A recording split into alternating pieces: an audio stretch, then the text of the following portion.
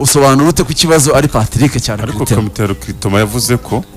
nabonye sinzantu migambi yabivuze yagane na ba Aime Christred arabihakana aravuga ati nibyo twebwe badushyizeho ariko ibyo twapropose nta na kimwe cyakozwe mu bijyanye na transfer yarabihakanye ko atana kintu bigeze bazikoraho na twebwe twatanze umuti twerekana uko byakorwa abaturya sini rwose baratwihorera ariko icyo gihe nemeza ko Patrick namenye ashobora kuba afite ikibazo gikomeye yanzwe nkuko nevuga ko ndi kuninura yanzwe n'abareyo yangwa n'abantu muri fan club cyangwa arabangishwa none nabo bari kumwe bisa guhera kuri uwo Adrien na komite ubwo niko bimeze bo bakubye ko bari kumwe mu kizuru kimwe nabo bakaba bamwigaritse nabo mwigaritse Regi Adrien se mukoresha wa Patrick yasezeye kandi na Adrien perezida agaruye Patrick inshuro zingambwa ati ko byananiye reka tusozanye Adrien akaba yifitemo ikibazo cyo nk'umuntu Adrien ashaka kwigiramo ikibazo none se Shishari nawe ntwana bimenye ko Adrien yarabizi ko Patrick yasezeye sibyo umuntu wasezeye usigaje iminsi 30 kuko reka nk'urugero nk'uyu Adrien mpamvu ngo no yagombye kuva muri Reyo Adrien ejo bundi ubwo babakinnyi wagiye muri Mukura no wagiye muri Gorilla bavaga i Burundi Fred na Frank niwe watumye badasinya ngezo abakinnyi barenga 5 bazanywe na Adrien muri yes nanjye tabaye n'abakinnyi bashatse kuza muri Reyo bafite ikibazo cy'imishahara recruitment biragira bataje muri Reyo yewe nageza ndababwira namenye Patrick numva nabyumva neza nacubaye no kuganira nawe inshuro itari imwe itari ebyiri twigeze no kuhura ahantu turasangira ariko turanaganira turi muri Gikundiro Forever hara ku Ruyenzi muri make n'umuhanga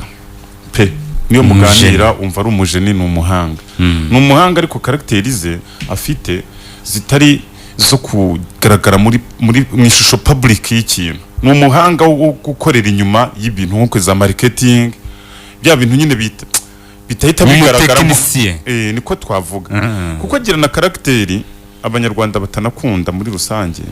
yo kumva ko ibintu bizi kandi kutigura kugomba kubikora nyine uko biri icyo kintu rero mbona ari cyo cyatumye Patrick kuko hoze uvuga bajyaga barira muri Reyo bazana abakinnyi watanzemo urugero rwa mwene wanyu no guhitana nkuko bivuze cyazanaga umukinnyi ngo nawe bamuhera akazi ariko icyo mvuga icyo kintu Patrick ahantu hari inyungu rusange kugaragaramo cyane atari tekinikoma byagorana cyane kimwe umuntu bamwangiye icyo ni kimwe ntago ciye mu ijambo hari ikintu urimo kwirengagiza retired Jean Fidel Wayezu yabaye umuyobozi uri solo uyobora Rayon Sport wenyine sibyo ariko none kirenze kuri ibyo aza mu ishusho yo kuzanwa n'izindi nzego aratinyika sibyo Rayon Sport rero nyuma yo kumutinya kandi nta wundi vice president uhari nta munyamabanga uhari watowe amabuye yose batinye gutera Jean Fidel bayahungiye kubo bashoboye n'icya bindi ngo kubito wanga cyangwa insina gufi n'icibwa amakoma sangira urumva ngo bahungiraga kuri Patrick kubera gutinya Jean Fidel Patrick ni umuntu nk'ejo numvise ngo yasinye muri Mukura yagiye muri Ligue se yagiye muri Ferwafa nko mu SG cyangwa n'ikindi ntabwo je nabigiraho inuzo ubushobozi bwe aparamabura hari stamina romubona ko ari umuntu ugikomeye muri waracyafite ingufu zo gukora ibitekerezo nakakibifite ariko yagombye kuba ari gukora nyine ahantu atavuga reba nkura mutara mu nk'awa mwanya wari muri Ligue wa musifu Jonathan bano no mwanya uri technique ariko ahantu hura n'umuntu uwo niwe waguha umusaruro n'ubuhanga ariko utagahurira n'abantu nuko rero saravuga oya n'interview bitanga ntavuga kubera kubura uwo batera amabuye hari igihe ajyaga avuga kuko ntaba hari bo kuvuga icyo ngo abatarazi niyo mpamvu rero mbona iyo crise y'ubuyobozi niyo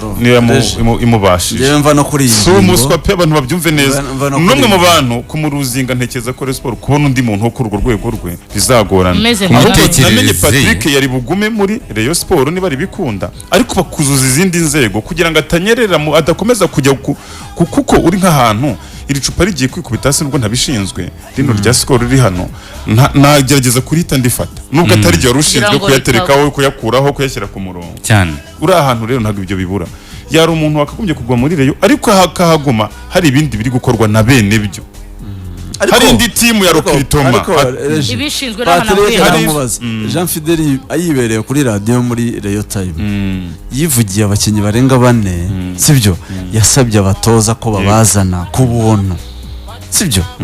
bati nta mafaranga dufite tuzemeranwa rero karenze sibyo nakubwiye ngo Patrick Sommer ariko twemeranye ko navuze kuva ku munsi wa mbere Jean Fidel ntago yashobora Rayon sibyo ariko yayobora ahantu ntibirango nawe kuri Jean Fidel ko ama message amwe namwe ari kuvugirwa muri fan base ya Rayon Sport niko nabyita Jean Fidel ko Jean Fidel ashaka kuba yakomeza ntago nabivuze kuko Jean Fidel ananiwe hari block hari